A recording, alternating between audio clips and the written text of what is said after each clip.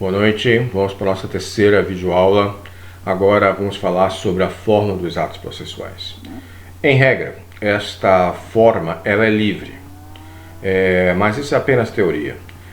Especialmente quando a gente tratar da petição inicial, da contestação, principalmente do recurso de revista, do recurso ordinário, nós vamos ter que tratar sobre algumas formas para que esse recurso tenha uma efetividade, ok? Mas na teoria, a forma é livre. Então você já deve ter visto algum tipo de sentença em poema, e assim como contestação e petição inicial.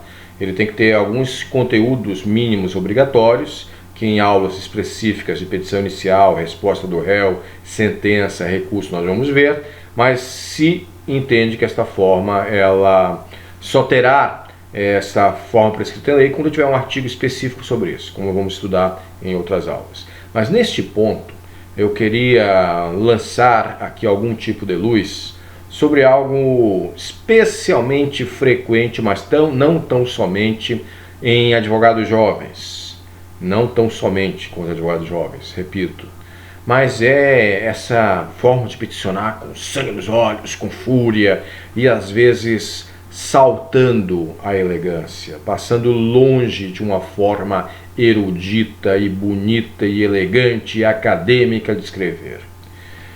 Em função disso, eu gostaria que vocês dessem uma olhada especialmente no artigo 78 do CPC e as suas consequências quando tiver justamente um procurador e até mesmo um juiz empregando expressões ofensivas, de baixo calão, nessas peças processuais. Isso gera consequências não só processuais, mas também de possibilidade de representações nos colégios profissionais específicos. Então, você está documentando uma falta disciplinar que talvez alguém possa ir até a OAB, por exemplo, fazer uma representação contra aquele advogado pela expressão injuriosa, ofensiva, agressiva e inútil que utilizou em determinada peça processual, e aí desse documento sair algum tipo de advertência, suspensão ou até mesmo exclusão dos quadros da OAB. Então, meus caros, prestem atenção nisso na hora de escrever. As aulas de prática trabalhista também são úteis nesse sentido. Ainda sobre a questão dos atos processuais, mas naqueles que os interessados nesses atos processuais, nós temos, e estou mostrando aí no slide para vocês, o Estatuto do Idoso, que por óbvio também gera consequências aqui no processo de trabalho. Quais consequências são essas? A prioridade de julgamento. Vamos lá. Alguns atos processuais específicos possuem essa característica. Se eu entrar com mandado de segurança, por exemplo, uma tutela de urgência, eu vou ter justamente essa prioridade de julgamento. Os embargos de declaração em tese também devem ser julgados na primeira sessão de julgamento. Então, eu tenho várias peças processuais que têm prioridade de julgamento. Quando nós estudarmos o procedimento sumaríssimo, também se entende do espírito da lei do sistema sumaríssimo que eu tenho uma prioridade de julgamento desses processos.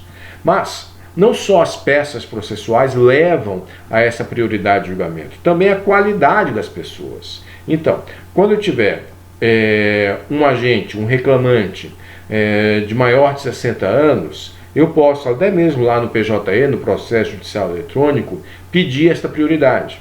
Feito?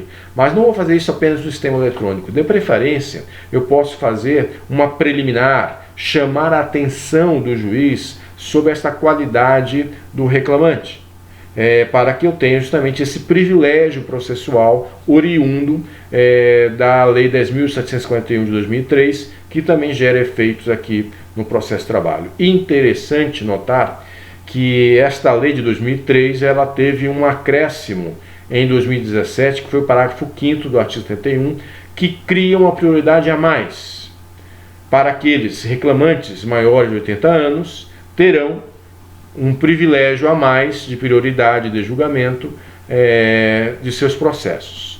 Lendo esses parágrafos do artigo 71, você vai ver também algumas características dessa prioridade, desse privilégio processual, que eu gostaria que vocês dessem uma lidinha e, caso tiver algum tipo de dúvida sobre essa questão, que já deve ter visto lá no processo civil, na teoria geral do processo, aqui apenas se repetem, mas havendo algum tipo de dúvida, por favor, entre lá no fórum de discussão e nós tratamos sobre esse assunto também, ok? Agora vai uma questão que eu quero que vocês tenham especial atenção. Eu irei postar lá no disco virtual uma lista de prazos processuais, que são distintos a outros segmentos do judiciário. Feito? Mas antes disso, vamos deixar claro que estes prazos processuais terão uma contagem muito parecida com o que vocês já devem ter visto na teoria geral do processo ou no processo civil. Ou seja, eu tenho que comunicar às partes do processo a necessidade de uma prática de um ato processual. E o prazo processual, ele funciona como uma espécie de motor. Especialmente o acadêmico de direito sabe como é que isso funciona. Se eu não tivesse prazo para entregar um trabalho de conclusão de curso, você não entregaria nunca. É por isso que se marca prazos, para que você faça determinada coisa. E aí, esse lapso temporal oportuno para a produção de um ato processual chama-se prazos processuais. E ele pode ter 3 classes de prazos. Os prazos legais, como o próprio nome indica, são aqueles estipulados em lei, que é o que eu vou falar para vocês daqui a pouco. Os prazos judiciais, que é aquela lacuna deixada pela lei, o juiz poderá, na omissão legal, impor um prazo para que as partes produzam determinado ato processual. É um prazo convencional, que aqui no processo do trabalho é pouco usado, mas pode ser aquele prazo que é convencionado pelas partes. Ou seja, chega-se lá na audiência inicial e as partes quase fecharam um acordo, ok? E aí fala para o juiz, vamos suspender o processo por 2 semanas, porque eu estou quase chegando a um denominador comum para a gente extinguir o processo via acordo. O juiz talvez vai homologar aquele prazo convencionado entre as partes. As partes pediram 2 semanas e o juiz fala, não, mas eu vou te dar 1 semana para vocês. Então alguns dizem que esse prazo convencional na prática seria uma subespécie do prazo judicial na prática trabalhista. Mas vamos ficar com esses 3 tipos de prazos, legais, convencionais e os prazos judiciais, ok? A contagem desse prazo vai ser em dias úteis, e isso ficou bastante claro agora na reforma trabalhista de 2017, que se mudou esta contagem. Antes de 2017 era dias corridos, e agora são dias úteis, o que deu mais tempo na prática para a produção dessas peças processuais, ao não contar, por exemplo, sábado e domingo, ok? Se o meu prazo final para a produção de um ato cair no domingo, como vocês sabem, o primeiro dia útil subsequente vai ser justamente o dia final do meu prazo, ok? Exemplo, como nós vimos na aula anterior de videoconferência, se eu tiver um ato, uma portaria administrativa do tribunal suspendendo os prazos em função do coronavírus, eu vou ver lá que o meu prazo foi estendido por uma opção, uma força maior, que foi normatizada pelo próprio tribunal e entregue isso para o judiciário e para os seus jurisdicionados.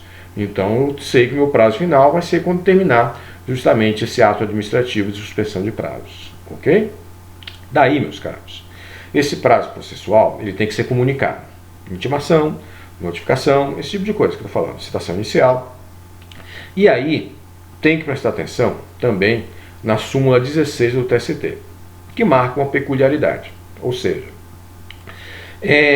os atos podem ser postais, ainda que eu tenha um processo judicial eletrônico? Sim, senhor, porque uma petição inicial ela foi protocolada eletronicamente, mas ainda não se habilitou os procuradores da empresa nesse processo que o juiz recebeu e foi mandada a citação inicial por correio. E aí a empresa recebe essa citação inicial e constitui um procurador, e esse advogado se habilita no processo judicial eletrônico e começa a receber, ser notificado dos prazos. Enquanto isso, o que vale é apenas a notificação postal. E é sobre isso que trata o parágrafo único do artigo 774 da CLT, que é interpretado pela súmula 16 do TST. Então, quando tiver essa notificação postal, eu vou ver se essa notificação chega ao seu destinatário. Não chegando, o normal é que a própria empresa de Correios e Telégrafos retorne com esta notificação e avise isso à Justiça do Trabalho para repetir o ato ou repetir via oficial de justiça, que vai procurar o endereço correto e notificar a sua diligência, ok? E aí a súmula 16, ela traz uma coisa mais teórica do que prática, que é uma presunção de recebimento em 48 horas a partir da postagem dessa comunicação postal, levando para o destinatário o ônus de provar que não recebeu. Isso, na prática, é muito perigoso, mas eu tenho que ter justamente a ciência como me defender disso. Ou seja, eu tenho que fazer prova de que eu não recebi isso. Por quê? Vamos a um outro exemplo, nesta linha de pensamento. Digamos que esta notificação chegou apenas à portaria daquele condomínio empresarial, ok? Ou daquele condomínio de uma edificação qualquer. E o porteiro não passou para quem deveria.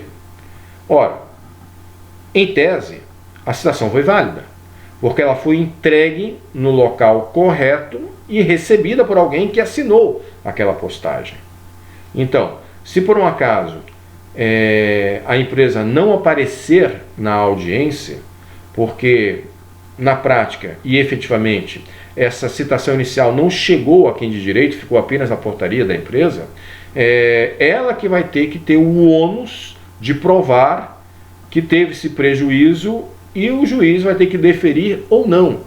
Então, essas questões aparentemente tranquilas, elas podem, na prática, ter uma série de consequências nefastas e prejuízos gigantescos na empresa. E é por isso que eu tenho que ter estas legislações para poder anular um ato.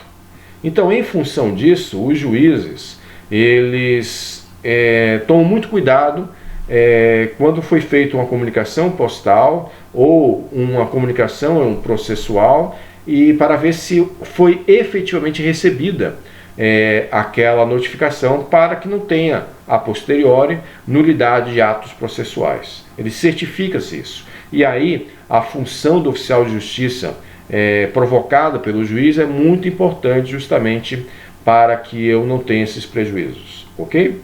Na próxima aula eu vou ainda tratar com vocês sobre prazos processuais, com algumas questões que são bem peculiares no processo de trabalho. Fiquem bem e até a próxima aula. Até mais.